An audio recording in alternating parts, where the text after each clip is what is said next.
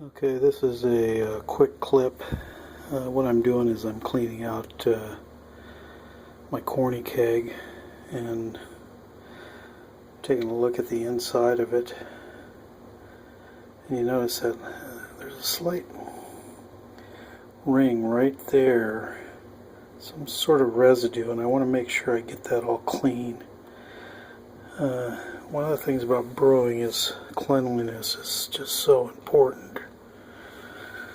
What I'm going to do is fill this thing up with some water and put in some PBW. That should take care of whatever that residue is right there. I have the keg cleaned out now, and you can see all this foamy substance in there. What that is star sand. This is my sanitizer. Like I say, sanitation, cleanliness and sanitation it's just so important. You know, why spend all that time to brew a beer and then ruin it by not taking the time to clean all your equipment that the beer is going to sit in, because all it takes is just one little bug and your beer can be infected. And what I mean by bug is, you know, some strange yeast that's floating in the air. Here is my plate filter. Spent a little bit of time talking about the setup. You notice that there's two halves to the plate filter, and then this little ring here is will go in between the two halves. And basically what's going to happen is there's going to be a paper element that I'm going to be putting on each half of the plate filter. I've just put that in there, and let me remove one of them here and I'll kind of show you. See all those little grooves in there? What happens is the beer is forced in the center in between the two plates. It'll go through this paper membrane, then be channeled out through here, out through this hose into the receiving keg. Now what I'm going to do is run some sterilized water through here to get any kind of paper taste off of that paper, and then I'll run sanitizer through this. And that's kind of basically the setup of the paper filter. Once I get going, I'll have a clip here that actually shows the filtering process. Okay, I've let these filter pads, these paper filter pads, they're a 7-micron filter pad. I let them set in my sterilized water. Before I set it with sanitized water, what I do is I actually use sterilized water. There is a difference. In my video clip, when I start talking about my poor man's autoclave, I'll explain the difference between what sterilization and sanitation. There are actually two different levels of killing off any kind of bugs that could possibly contaminate the surface. And it's very important that you know the difference between sterilization and sanitation. Now I've got this thing almost together. What I'm going to do is I'll go ahead and put these two plates together, and then I'll be securing it with these bolts and special thumb screws that are attached to these bolts. Okay, this is kind of a two-step process, but one of the first things I'm going to do is here. Okay, the plate filter is assembled, and what I've done is I put my sterilized water in this little keg here. I have some CO2 attached to it. I'm going to go ahead and connect this connector up to the output side of this keg. It'll force the sterilized water through the plate filter out the discharge line, and what I'll do is I'll just open up the end of it and bleed water out. Now the second process is, what I'll do is I'll take my this has sanitizer in it, my keg, and I'll force the sanitizer through the filter, and then so all the lines in the filter will be completely sterilized with the sterile water to get rid of the any kind of paper taste that might be in those paper filters.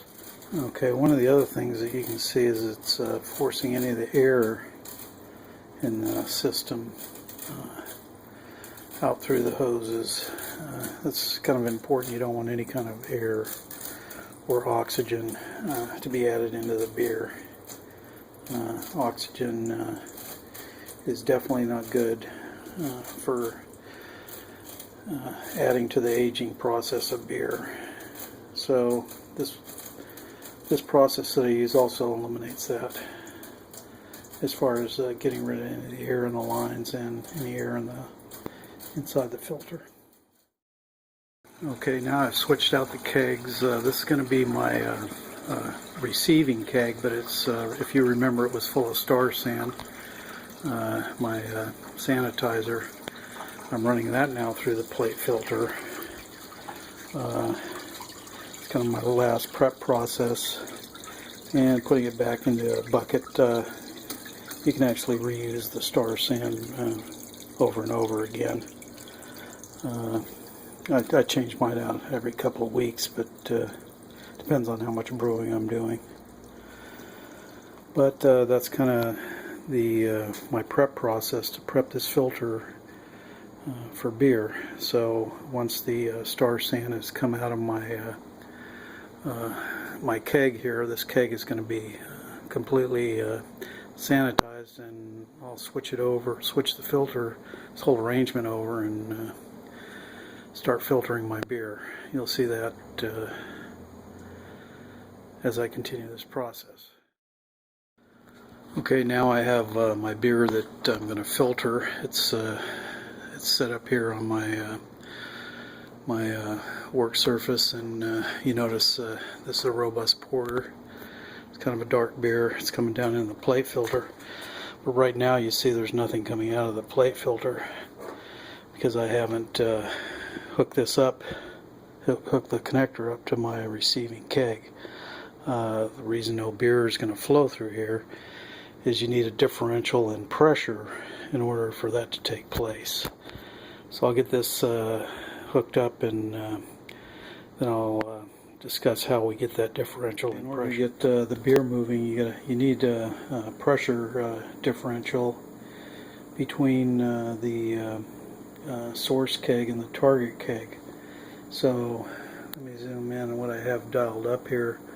I have about 8 pounds dialed up on my CO2 regulator, and so I'm going to force about 8 psi up through the CO2 line. Now this is my source keg. It's going to drive the beer through this line, through the plate filter, and it'll go through those paper elements, then to the outside of the plate filter. We now have the beer flowing out this line into my target keg. Now what I have on my target keg is I have a regulator with a relief valve on it, and I have this thing dialed down to, it says about 4 pounds right now. So I have this 4 psi differential, which is why the beer moves through the plate filter. Now you don't want to move it too fast. You want the plate filter to actually have time to filter it, and you don't want to create any additional foam. That could be bad for your foam stability in your finished product. So that's kind of the whole process there.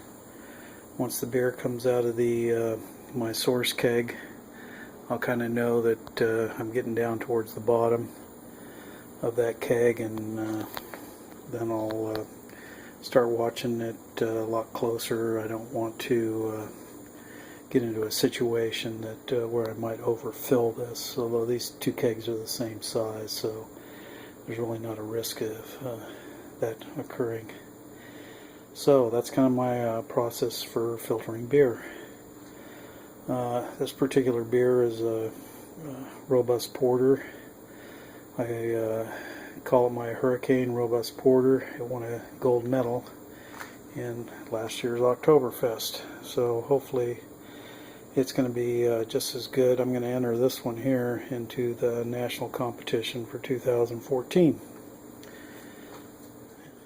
Well, I know somebody will eventually ask, so why do you filter beer in the first place? Well, here's a picture.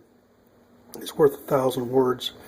This robust porter has been conditioning for about a month now, and you can see the yeast that's down at the bottom of this keg, and you can see that nice thick slurry of yeast down there.